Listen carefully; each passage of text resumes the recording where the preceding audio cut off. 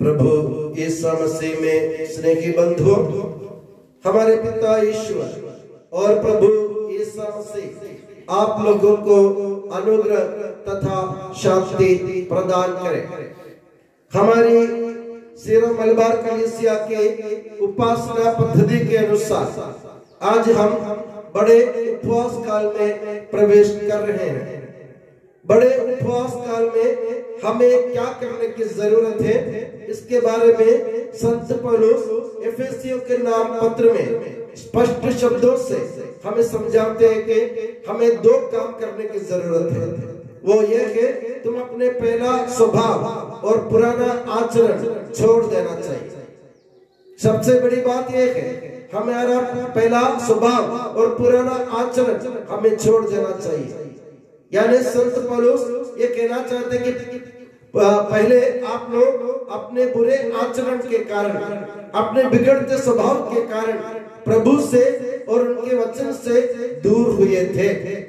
अब आपके पास समय है, आप अपने जीवन को परखो, अपने पुराने स्वभाव बदलो और पहला आचरण बदलो।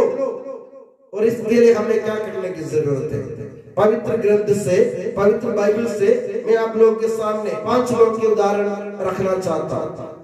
वे 5 लोग ये हैं। सबसे पहले हम देखते हैं नबी योना के ग्रंथ में।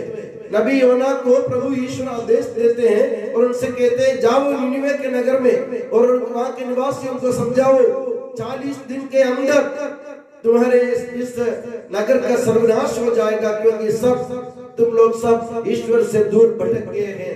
तुम्हारे आचरण बुरे हैं, तुम्हारी आदत बिगड़ी हुई है। और निनिवे निवासी योनस की ये वाणी सुनकर पश्चाताप करने का निश्चय करता है। वहां के आदमी, वहां के सभी लोग, मतलब उस शहर के निवासी, वहां के बकरी भेड़ सब उपवास करने की कोशिश करते हैं, निश्चय करते हैं। वे 40 दिन उपवास और प्रार्थना में, प्रायश्चित में अपने जीवन को बिताते हैं। तो ये 40 दिन ये उपवास का जो 50 दिन हमारे सामने है, वो उपवास, प्रार्थना, प्रायश्चित और प्रभु की तरफ अपने मुंह मोड़ने का, प्रभु की तरफ देखने का समय है। एक पहला उदाहरण। दूसरा उदाहरण हमारे सामने है, वो है उड़ाऊ पुत्र। उड़ाऊ पुत्र आप जानते हैं, जो अपने पिता से दूर हुए थे और वेश्याओं के पीछे, सब रंग रैलियों के पीछे उसने अपनी पूरी संपत्ति उड़ा दी। उसने अपने जीवन में बहुत बड़ी गलती करी अपने पिता से दूर होकर। जब वो होश में आया तो वो उठकर वापस अपने पिता के पास आता है पश्चाताप करते हुए, और प्रभु से कहता है, पिता से कहता है कि मैंने आपके खिलाफ और स्वर्ग के खिलाफ मैंने पाप किया। मेरे प्यारे बंधुओं, ये आने वाले 50 दिन या 40 दिन, अपन जिसे 40 वो बोलते हैं, हमें भी प्रभु की तरफ मुड़कर ये बोलने की जरूरत है, हम आपसे दूर भटक गए थे, अब हम अपने होश में आ गए, हमें मालूम पड़ गया कि हमसे गलती हुई, हम पश्चाताप करते हुए आपके चरणों में आने के लिए तैयार है। प्रभु हमें स्वीकार करेगा। 40 दिन का समय हमारे पास। और तीसरा उदाहरण है पापिनी स्त्री। पापिनी स्त्री जो प्रभु यीशु मसीह के चरणों में बैठकर अपने आंसुओं से उनके चरण को भिगोया और उनके अपने केशों से, अपने बालों से उनके चरणों को पोंछ लिया। पापिनी स्त्री ने प्रभु यीशु मसीह से कुछ नहीं कहा, मगर प्रभु यीशु मसीह उनके दिल को देख लिया, उनके दिल में होने वाले पश्चाताप को देख लिया, उनके दिल में होने वाले अपने मन परिवर्तन को प्रभु ने देख लिया और प्रभु ने उन्हें दिलासा दे दिया। प्रभु ने उनको अपने पास रख लिया। पापिनी स्त्री की तरह हमें भी आंसू बहाने की जरूरत है प्रभु के चरणों पर। प्रभु के चरणों में जाओ, आंसू बहाओ, किसी को दिखाने के लिए नहीं, क्योंकि हमसे गलती हुई, हम जानते हैं हमसे गलती हुई। पापिनी की तरह उनके पास जाओ, चरणों में बैठो, रो, किसी को दिखाने के लिए नहीं, मगर प्रभु को ये जरूर दिखना चाहिए। और तीसरा उदाहरण मैंने आपको बता दिया। और चौथा उदाहरण है जक्केयुस।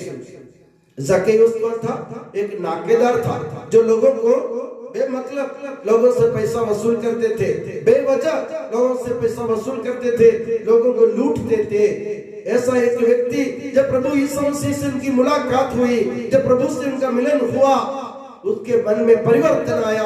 उसने सोचा कि मैं अपने अभी तक मैंने जो बुरा काम किया सब कुछ मैं छोड़ दूंगा। मैंने किसी के साथ अगर अन्याय किया हो मैं उनको 100 गुना 4 गुना वापस लौटा दूंगा, अपनी संपत्ति में दान कर दूंगा। मैंने जो कुछ किया प्रभु के सामने कबूल करूंगा। और जक्कैयुस ने कबूल किया और प्रभु ने इनको स्वीकार किया। जक्कैयुस की तरह प्रभु के सामने कबूल करो, हमसे गलती जरूर हुई, हमने किसी के साथ अन्याय किया, हमने बेमतलब सब कुछ बटोर ली। अब प्रभु हमें मौका देना चाहते हैं, प्रभु हमको मौका देना चाहते हैं। 40 दिन या 50 दिन जो अपन कहते हैं हमारे पास है। जक्कैयुस की तरह उनके पास जाओ, बोले प्रभु मुझसे गलती हुई। प्रभु गलती माफ करने के लिए तैयार है। जो भी उनके सामने बखान करता है, जो उनके सामने कबूल करता है कि मुझसे गलती हुई, प्रभु उनको कभी नहीं अस्वीकार नहीं करेगा। प्रभु उनके पास रख लेगा। तो जक्कैयुस की तरह प्रभु के पास जाकर मुड़कर प्रभु के पास जाने की कोशिश करो। और आखिरी उदाहरण मैं आपको देना चाहता हूँ, वो भला डाकू जो प्रभु यीशु मसीह के दाएं बगल में क्रूस में टंगा हुआ था। उसने क्या किया?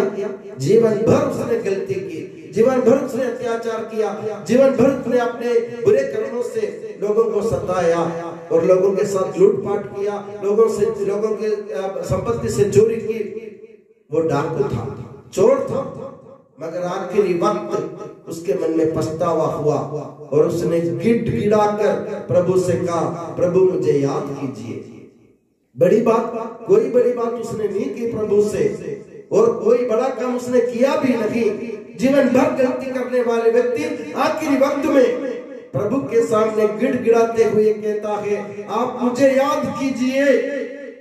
वो प्रभु से ये कहना चाहता था कि मैं पापी हूँ, आपको मेरे साथ सारे पाप आपको याद है, आप जानते हैं कि मैंने क्या क्या अपने जीवन में किया है। प्रभु मुझसे गलती हुई, मैं उन सब को त्यागने के लिए तैयार हूँ, मुझे बस आप याद कीजिए। उसको आखिरी में एक क्षण में उसको स्वर्ग राज्य मिला। मेरे प्यारे बंधुओं, 40 दिन इंतजार करने की जरूरत नहीं है। अगर हम पक्का मन से और अगर अपने जीवन से हम असली मन से प्रभु को पुकारेंगे ना, डाकू की तरह, पापड़ी की तरह, जक्कैयुस की तरह, उड़ाऊ पुत्र की तरह, निनिवे वासियों की तरह, अगर एक बार हम दिल से प्रभु को पुकारेंगे, हमें 40 दिन के समय नहीं लगेंगे। एक क्षण में प्रभु हमारे अपराध माफ कर सकते, हमें पवित्र कर सकते हैं। तो हम 40 दिन के इंतजार में ना बैठे, कल से हम अपने माथे पर राख लगाकर हम पवित्र बड़े उपवास काल की शुरुआत कर रहे हैं। क्यों नहीं आज ही हम प्रभु के सामने कबूल करें, हमसे गलती हुई, हमें स्वीकार कर लीजिए, हमें याद कर लीजिए, हमें अपने पास रख लीजिए। प्रभु हमें सुनने के लिए तैयार है।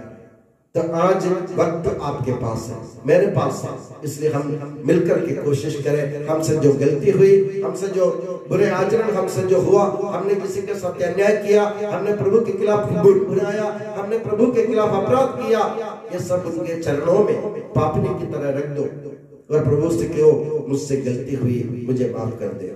और इससे ही एक ही शब्द से प्रभु हमें पापों की क्षमा दे सकते हैं, हमें अपने पास रख सकते हैं। और मैं दुआ करता हूँ कि आने वाले 40 दिन हमारे लिए, सबके लिए, पूरी दुनिया के लिए, सारी दुनिया के लिए ये पश्चाताप, प्रायश्चित और प्रभु के सामने मन परिवर्तन के दिन हो। और मैं दुआ करता हूँ कि प्रभु यीशु मसीह और माता मरियम आप सभी को हमेशा अपनी नियामत की छत्र छाया में सुखी और सुरक्षित रखे। पिता, पुत्र और पवित्र आत्मा के नाम पर आमीन।